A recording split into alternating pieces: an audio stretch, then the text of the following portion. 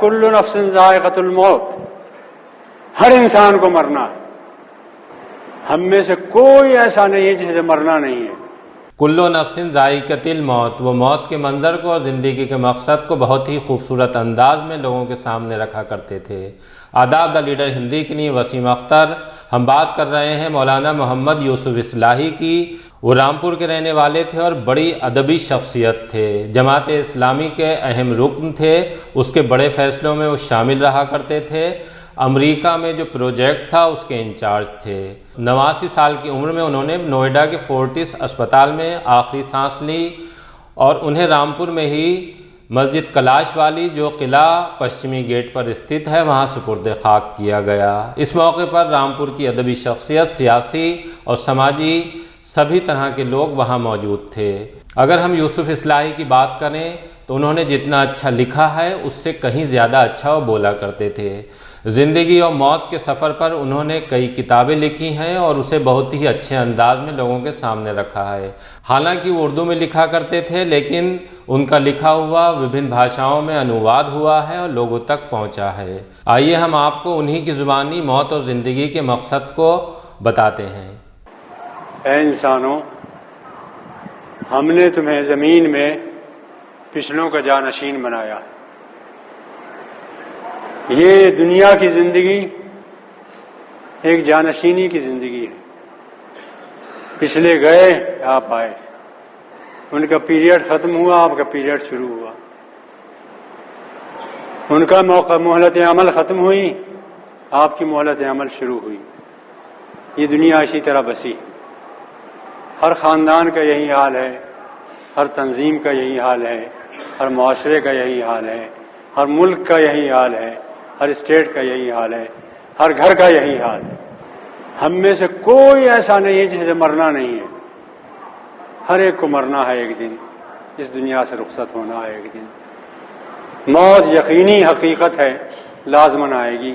اپنا پیریڈ پورا کر کے، اپنی میقات پورا کر کے، اپنا وقفہ پورا کر کے، اپنی مہلت عمر پوری کر کے ہر انسان کو رخصت ہونا ہے۔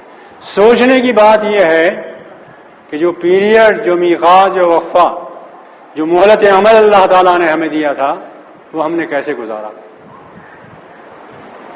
آیا وہ ہماری مہلت عمل جو ہم نے گزاری ہے اللہ کے نزدیک صحیح تھی یا غلط تھی؟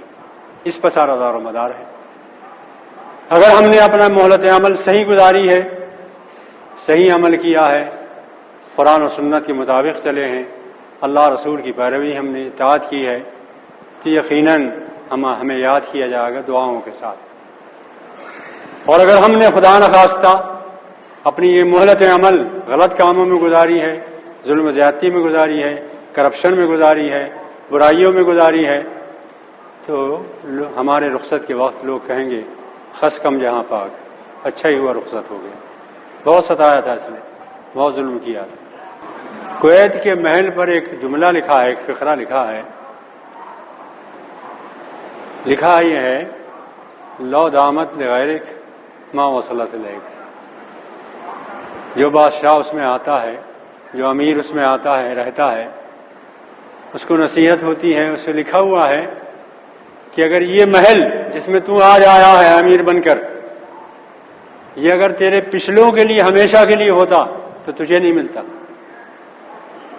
تجھے کیوں ملا ہے؟ اس لیے ملا ہے کہ وہ پچھلے رخصت ہو گئے، ان کے لیے ہمیشہ کے لیے نہیں تھا۔ تو تجھے بھی یہ سمجھنا چاہیے تیرے لیے بھی ہمیشہ کے لیے نہیں ہے، تیرے جانشین بھی انتظار کر رہے ہیں۔ اللہ تعالیٰ سے دعا ہے کہ وہ ہمیں اپنا پیریڈ، اپنی میقات، اپنا وقفہ عمل اللہ کے رسول کی اطاعت میں گزارنے کی توفیق عطا فرمائے۔ کل نفس ذائقۃ الموت، ہر انسان کو مرنا ہے۔ جو پیدا ہوا اسے ایک دن جانا ہے۔ سوچنے کی بات یہ نہیں کہ جانا ہے، لیکن سوچنے کی بات یہ ہے کہ اس کی موت کس حال میں آئی، اس کی زندگی کے جو ایام گزر چکے وہ کیسے تھے۔ اور احد پر تبصرہ کرتے ہوئے یہ کہا گیا کل نفس ذائقۃ الموت۔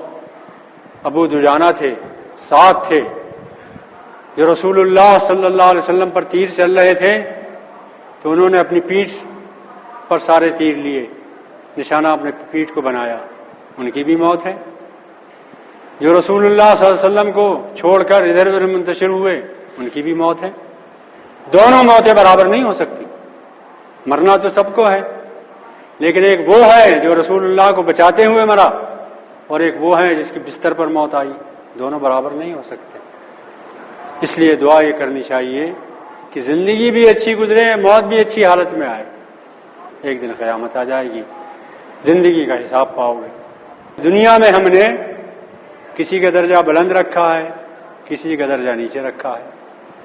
کوئی امام ہے خطبہ دے رہا ہے، کوئی مزدور ہے جھاڑو دے رہا ہے، مسجد میں صفے بچھا رہا ہے، تعمیر کا کام کر رہا ہے، اینٹیں اٹھا رہا ہے۔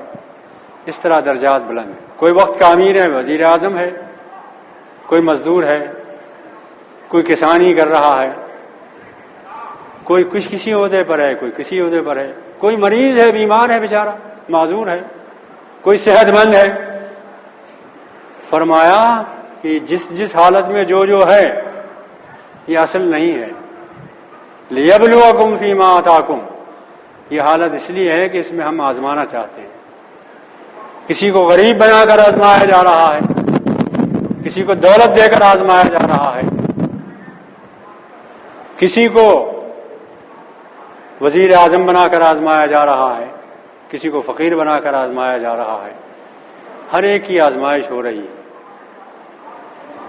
اور یہ نہ سمجھیں کہ ایک وزیر اعظم ہے تو اس کا درجہ بہت بڑا ہے اور فقیر کا درجہ نیچا ہے۔ کچھ نہیں کہہ سکتے، کچھ نہیں کہہ سکتے کہ کل کس کا نمبر کیا آئے گا۔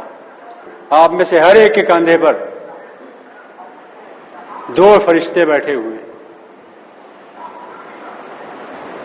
شمال قعید، یمین وعن شمال قعید، ایک بائیں طرف بیٹھا ہوا ہے، ایک دائیں طرف بیٹھا ہوا ہے۔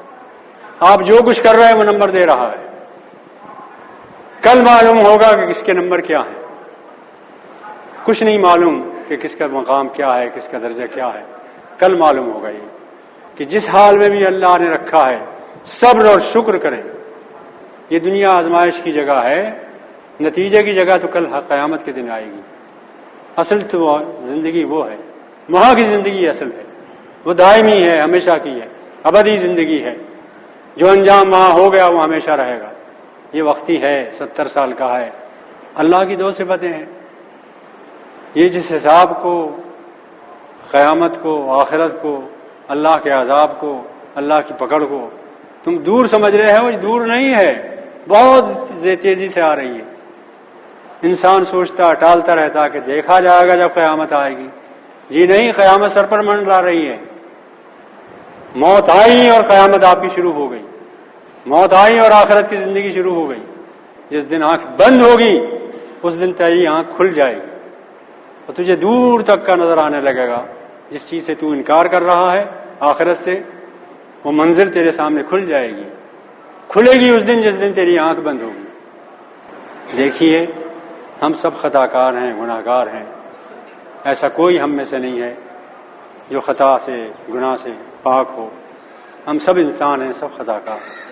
آدم کی اولاد ہیں، ان سے بھی غلطیاں ہوئیں، اللہ نے ان کو پیغمبر بنایا تھا، سب سے خطائیں ہوتی ہیں۔ بات یہ ہے کہ اپنی خطاؤں پر شرمندہ ہوں، ڈریں اللہ سے، اللہ کے عذاب سے، اور گناہوں پر جری نہ ہوں۔